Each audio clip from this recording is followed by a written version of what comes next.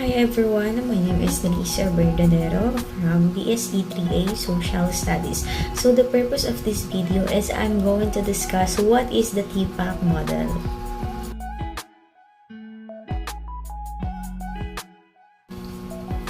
So what is the Tpack model? So Tpack, it is a framework that combines three knowledge areas. So what are the three knowledge of areas? The letter C, the P, and a T. So the letter C stands for the content, and then the P is for the pedagogy, and then the last is the letter T is for the technology.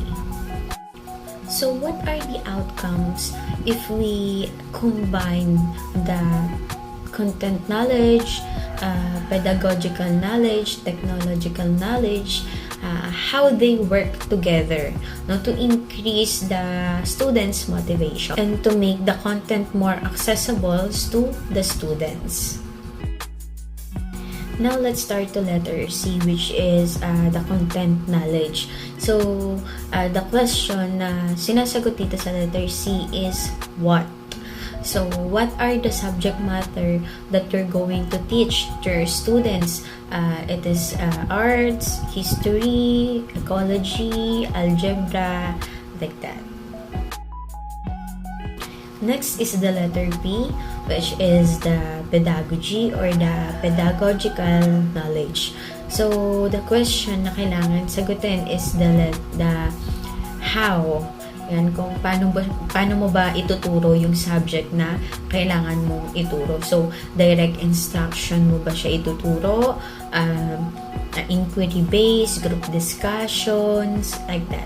In pedagogy also, nag-start siya sa tanong na how are we going to make our content more accessible by the way to present to our student. So the last is the letter T, which is the technological knowledge.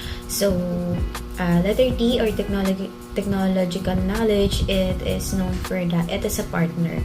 So why? Because we going to make a decision by selecting appropriate technology that we are going to use, and what tool will we select to make content more accessible to the students while we supporting the pedagogical strategies or the pedagogy.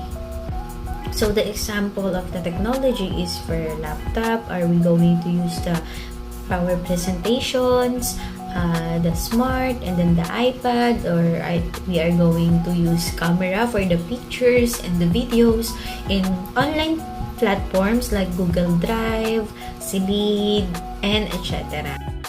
For you to able understand more the Tpack model that is used for the teaching is I'm going to show some pictures and video that will help you to understand what is the Tpack model.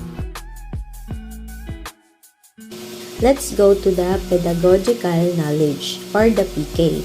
Knowledge about the process and practices or methods of teaching and learning and how it encompasses educational purposes, values, and aims or etc.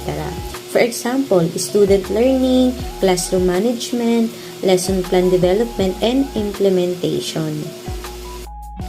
Content knowledge or the CK. Knowledge about the actual subject matter that is to be taught. Example, central facts, concepts, theories, or procedures. Technological knowledge or the TK, it is the knowledge about standard technologies and how to operate them. For example, from books and chalkboards to the internet and digital video. Pedagogical content knowledge or the PCK, it is a knowledge of pedagogy that is applicable to the specific teaching content. For example, knowing what teaching approaches fit the content or knowing how elements of the content can be arranged for better teaching. Technological pedagogical knowledge or the TPK. It is a knowledge of how teaching may be changed as the result of using particular technologies. For example, knowing that range of tools exists, ability to select based on fitness, and knowledge of affordances of this tool for pedagogical practice. Next is the the content knowledge or the TCK. It is a knowledge about how technology and content are reciprocally related. For example, knowing how subject matter can be changed by the application of technology. The last is technological pedagogical content knowledge or the TPCK or the Tpack, knowledge for good teaching with technology, which requires understanding how technology can support teaching subject matter. For example, knowing how technologies can help overcome problems in the process of teaching and learning, and how they can be used for constructively content and pedagogy. For the conclusion, Tpack develops over time with important experiences where the teachers are challenged to focus on pedagogy, content, and the technology happening at the same time rather than separately. So that's it. That is the Tpack model. I hope you learned something and thank you for watching. Bye!